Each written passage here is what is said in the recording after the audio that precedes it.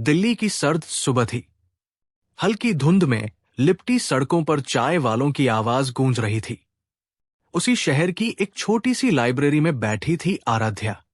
आंखों में सपना, माथे पर पसीना और हाथों में संविधान की मोटी किताब।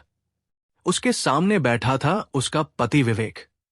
विवेक कोई बड़ा अफसर नहीं था। एक प्राइवेट कंपनी में छोटी सी नौकरी करता था। सैलरी ज्यादा नहीं थी, लेकिन दिल बहुत बड़ा था। उसने अपनी जिंदगी का एक ही सपना बना लिया था, आराध्या को आईपीएस बनाना। थक गई हो? विवेक ने धीरे से पूछा। आराध्या ने किताब से नजर उठाई, हल्की मुस्कान दी। नहीं, जब तुम साथ हो तो थकान भी डरती है। विवेक हंस पड़ा। बस एक दिन, जब तुम वर्दी पहनोगी ना, मैं सबसे ऊंची आवाज में कहूंगा, ये मेरी पत्नी है। आराध्या की आंखें चमक उठीं। उस दिन दोनों ने साथ बैठकर चाय पी थी।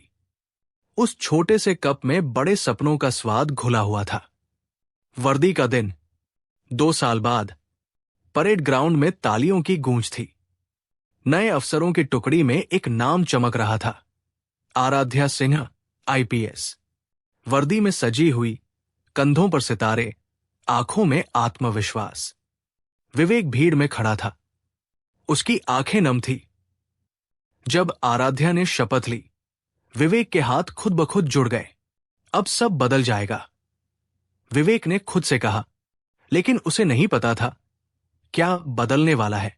दूरी की शुरुआत। पोस्टिंग मिली मुंबई में। नया शहर, नई जिम्मेदारियां, नई दुनिया। आराध्या अब मीटिंग्स, वीआईपी ड्यूटी और प्रेस कॉन्फ्रेंस में व्यस्त रहने लगी। फोन कम आने लगे, बातें छोटी होने लगी, मुलाकातें औपचारिक। एक रात विवेक ने कहा, आराध्या, हम पहले जैसे क्यों नहीं रहे? आराध्या ने थके स्वर में जवाब दिया, विवेक, प्लीज समझो, अब मैं सिर्फ तुम्हारी पत्नी नहीं हूं, मैं एक आईपीएस ऑफिसर भी हूं। विवेक चुप हो गया। धीरे धीरे आराध्या के लहजे में कठोरता आ गई। तुम मेरी दुनिया को समझ नहीं सकते। तुम्हें मेरी इमेज का ख्याल रखना चाहिए। तुम्हारी सोच बहुत छोटी है। हर शब्द विवेक के दिल पर चोट करता था। टूटन। एक दिन बहस बहुत बढ़ गई। शायद हमने गलती की थी, आराध्या ने ठंडे स्वर में कहा। विवेक ने दर्द से पूछा, गलती? प्यार गलती था? आराध्या ने नजरें फेर ली। मुझे आगे बढ़ना है। कुछ महीनों बाद कागजों पर दस्तखत हो गए। तलाक हो गया। तलाक कागजों से हुआ था, दिल से नहीं। विवेक उस दिन बहुत रोया, लेकिन उसने आराध्या को रोते नहीं देखा। सालों बाद, 5 साल बीत गए। आराध्या अब सीनियर आईपीएस ऑफिसर थी। मीडिया उसे आयरन लेडी कहता था, लेकिन घर खाली था। तालियों की गूंज खत्म होते ही सन्नाटा लौट आता। उधर विवेक ने छोटी सी सिक्योरिटी एजेंसी शुरू कर दी थी। संघर्ष था, लेकिन सुकून था। वो आज भी आराध्या की खबरें पढ़ता था। वो हादसा। एक रात मुठभेड़ की खबर आई। आराध्या खुद ऑपरेशन लीड कर रही थी। अचानक गोलीबारी शुरू हो गई। एक बदमाश ने पीछे से निशाना साधा। उसी वक्त एक आदमी दौड़कर बीच में आया और आराध्या को धक्का देकर खुद गोली खा ली। वो विवेक था।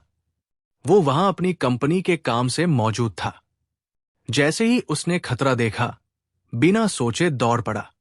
गोली उसके कंधे को छूते हुए निकल गई। आराध्या जमीन पर गिर पड़ी थी, सदमे में। विवेक? उसकी आवाज कांप गई। विवेक मुस्कुराया, मैं आज भी तुम्हें गिरते नहीं देख सकता। अस्पताल। मीडिया बाहर जमा था। अंदर आईसीयू में विवेक लेटा था। आराध्या उसकी बेड के पास बैठी थी, वर्दी में, लेकिन टूटी हुई। क्यों किया ये? उसने रोते हुए पूछा। विवेक ने धीमे से कहा, रिश्ते वर्दी से बड़े होते हैं। उसकी आंखों से आंसू बह निकले। मीडिया की हेडलाइन। अगले दिन अखबारों में छपा, वर्दी से बड़ा निकला रिश्ता। पूर्व पति ने आईपीएस अधिकारी की जान बचाई। आराध्या ने वो हेडलाइन पढ़ी। उसके हाथ कांप गए। आज पहली बार उसे एहसास हुआ। वर्दी ने उसे ताकत दी। लेकिन रिश्ते ने उसे इंसान बनाया। वापसी। विवेक ठीक हो गया। एक शाम आराध्या उसके घर पहुंची। वर्दी नहीं, साधारण सूट में। मैं फिर से वही बनना चाहती हूं जो तुम्हारे साथ लाइब्रेरी में बैठती थी, उसने धीमे से कहा। विवेक ने पूछा, और वर्दी? आराध्या मुस्कुराई। वो मेरी पहचान है, लेकिन तुम मेरा दिल हो। लंबी खामोशी के बाद विवेक ने उसका हाथ पकड़ लिया। इस बार रिश्ता बराबरी का होगा। आराध्या की आंखें भर आई। अंतिम संदेश। कभी कभी हम ऊंचाई पर पहुंचकर सोचते हैं कि सब कुछ पा लिया, लेकिन जब दिल खाली हो तो जीत भी हार लगती है। वर्दी, पद, शोहरत सब जरूरी है, लेकिन रिश्तों की गर्माहट के बिना सब अधूरा है।